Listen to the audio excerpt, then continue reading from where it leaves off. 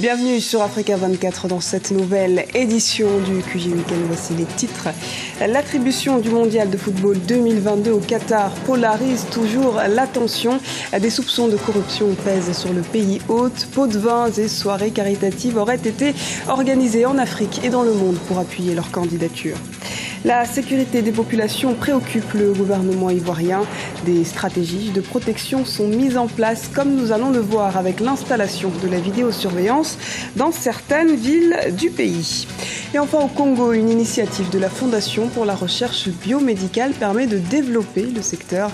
L'une des rares chercheuses congolaises se mobilise pour contribuer à son essor. Nouvelle accusation de corruption concernant l'attribution du mondial de football 2022. Le journal britannique Sunday Times affirme entre autres que l'ancien membre du comité exécutif de la FIFA qatari, Mohamed bin Hammam, aurait versé des pots de vin à hauteur de $200 000 sur des comptes contrôlés par les présidents de 30 fédérations africaines afin de soutenir la candidature du Qatar. Gustave Samnick, directeur de l'Actu, s'est exprimé à ce propos.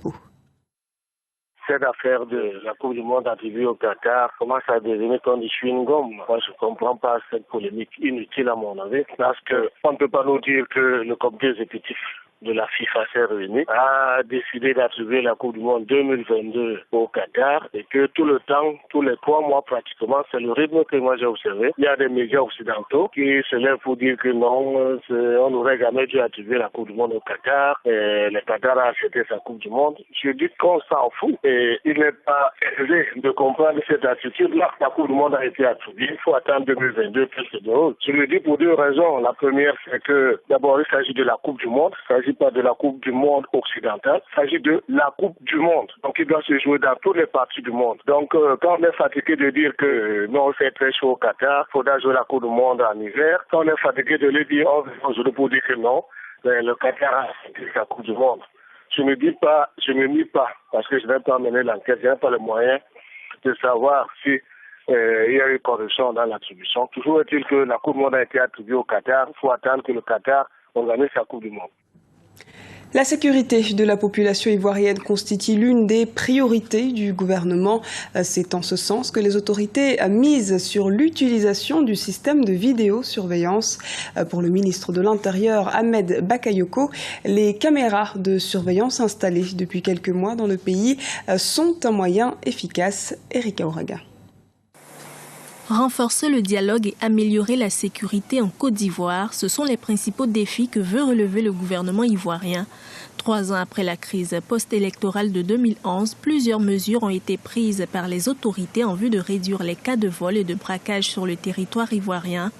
Le ministre ivoirien de l'Intérieur, Ahmed Bakayoko, dresse le bilan de la sécurité en Côte d'Ivoire durant ces dernières années. Si on veut être honnête, le ressenti est réel. Il n'y a plus de barrage à Abidjan. Où les gens étaient très perturbés par le racket, étaient agressés. Et il y a encore quelques cas, mais il y a aujourd'hui une posture des forces de sécurité qui est réelle. En juillet 2013, le gouvernement ivoirien a instauré le système de vidéosurveillance à Yamoussoukro, la capitale politique, et à Abidjan, la capitale économique, en vue de renforcer la sécurité dans le pays. Un système qui semble bien fonctionner selon le ministre de l'Intérieur. Nous sommes, je pense, l'un des premiers pays en Afrique subsaharienne qui a un centre de surveillance branché à des caméras dans le cadre de la vidéoprotection. Et l'un des secteurs où les nouvelles technologies ont apporté une plus-value pratique et concrète, c'est vraiment la sécurité. Et tous les pays qui l'ont expérimenté ont réduit de moitié le taux d'insécurité et ont amélioré leur capacité à mener à bien les enquêtes. Le gouvernement ivoirien a également doté les forces de l'ordre et de sécurité de moyens modernes en vue de la protection de biens et de personnes. En dépit de ces efforts, nombreux sont les Ivoiriens qui ont encore le sentiment de vivre en insécurité, comme si les plaies ouvertes lors de la dernière crise post-électorale avaient du mal à cicatriser. Le groupe islamiste Boko Haram continue de menacer quotidiennement la sécurité des populations nigérianes. Samedi, 4 villages situés dans le nord-est du pays ont été victimes d'assauts du groupe armé. Plusieurs personnes ont perdu la vie. Ces pertes en vies humaines interviennent moins de 48 heures après une attaque similaire qui a fait 35 victimes dans le même secteur. La réforme électorale ne fait pas l'unanimité à Maurice. Responsables politiques, sociétés civiles ou observateurs, ils sont nombreux à émettre des réserves.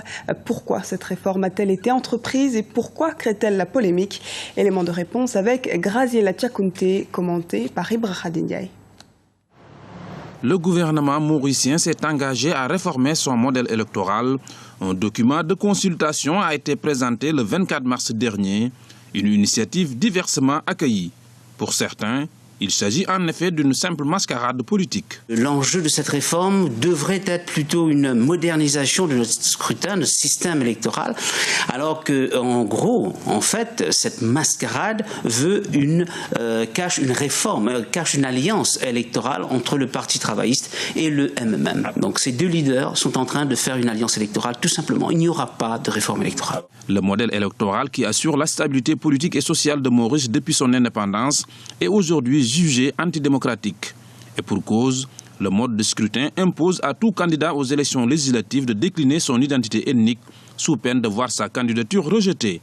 Un obstacle majeur à la naissance d'une seconde république.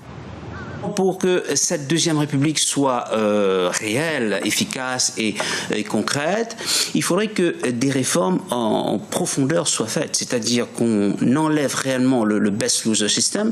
Le best loser system on a hérité des Anglais en 68 lors de l'indépendance, qui veut que on fait encore élire des gens sur une base ethnique et communautaire.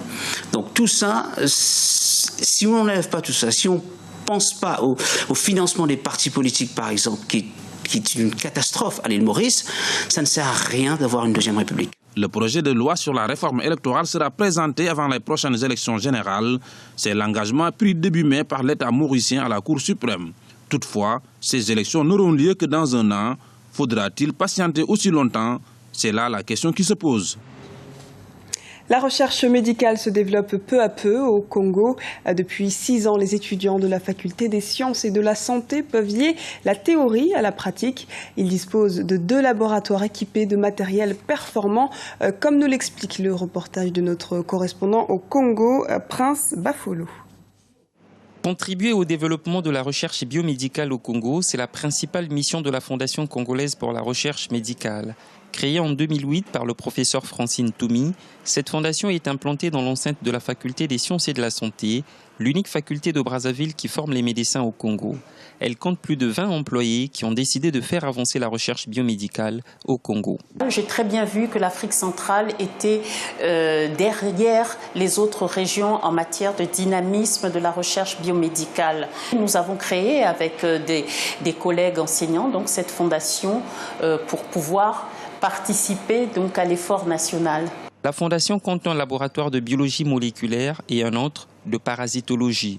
Ses principales activités sont liées au paludisme, la diarrhée sévère, la tuberculose, le VIH-Sida et la drépanocytose. Elle travaille aussi sur un domaine jamais exploré au Congo, la recherche ADN. Je suis en train de faire ce qu'on appelle l'extraction de l'ADN. Donc c'est une manipulation qui me permet d'isoler et d'avoir à la fin de l'ADN purifié qui nous permettra de faire plusieurs analyses. Des analyses qui se sont déjà révélées efficaces, notamment lors des explosions meurtrières de Mpila le 4 mars 2012 à Brazzaville. Grâce au sang prélevé sur des corps non identifiés, plusieurs familles avaient retrouvé des parents décédés. Une efficacité qui force l'admiration des étudiants. Nous venons ici pour parfaire le travail, pour parfaire nos connaissances.